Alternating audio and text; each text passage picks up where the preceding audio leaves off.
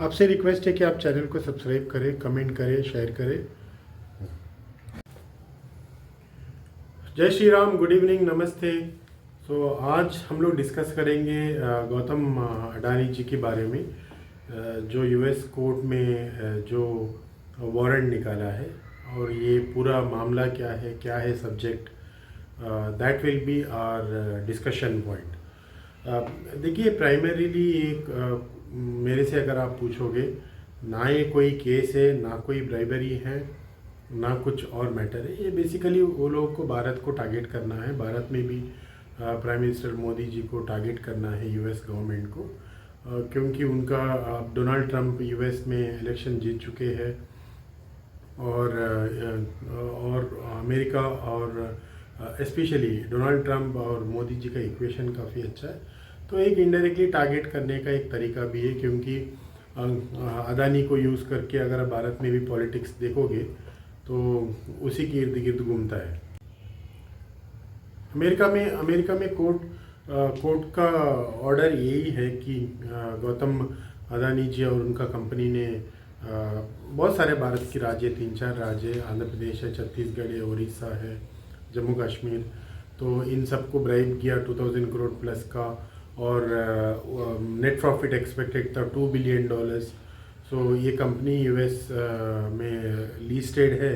इसके लिए वहाँ का सिक्योरिटी एक्सचेंज कमीशन, जैसा यहाँ से भी होता है, वहाँ ऐसी एक होता है, उसने इन्वेस्टिगेट किया। सो ये सारे मामला है जिसको ये लोगों ने एक पूरा मैटर बना के ये वारंट निकाला है गौतम अदानी जी और प्लस उनके और भी बहुत सारे जो कंपनी के टॉप ऑफिशियल्स हैं।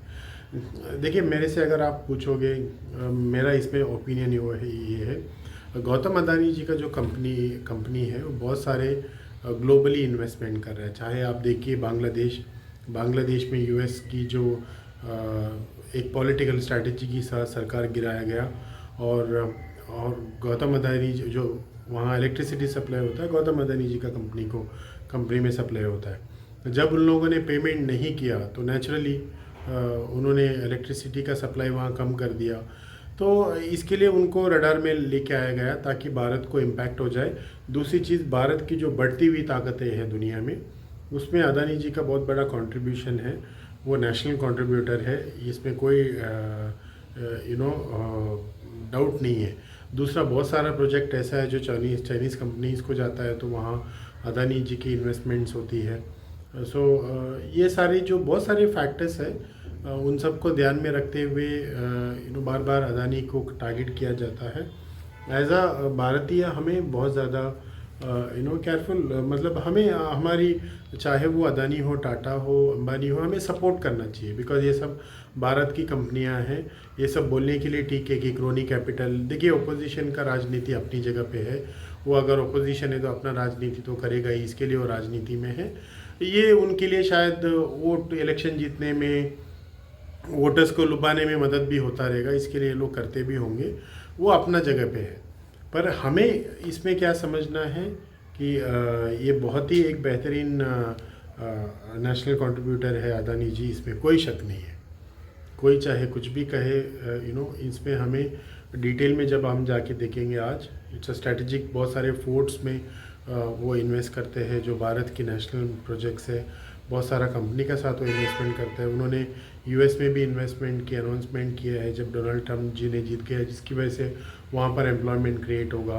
तो वहाँ का अपना लोकल पॉलिटिक्स है, वहाँ का जो इस वक्त का जो बाइडन और का जो सरकार है वो अपना राजनीति खेल रही है।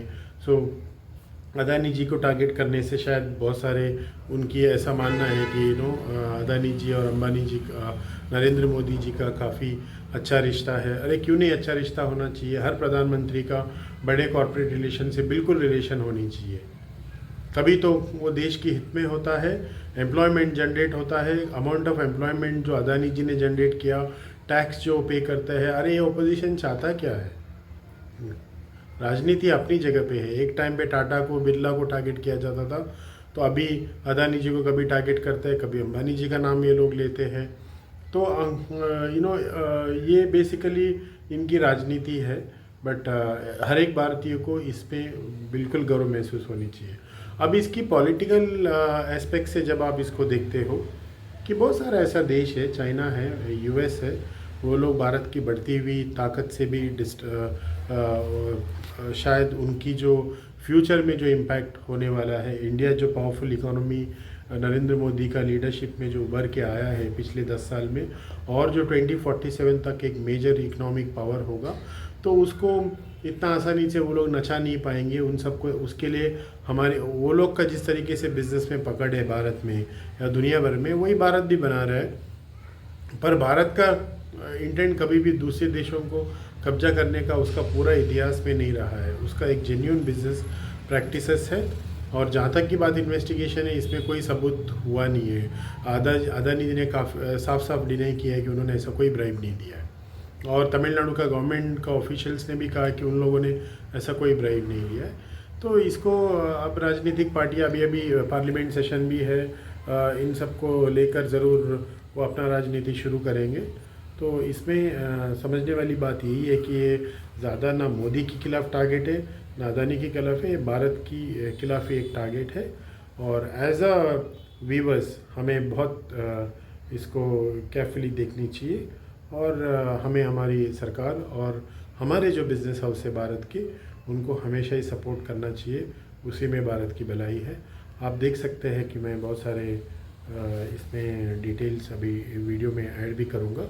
तो that's it for the day. आपसे रिक्वेस्ट है कि आप वीडियो को सब्सक्राइब करें, कमेंट करें, शेयर करें।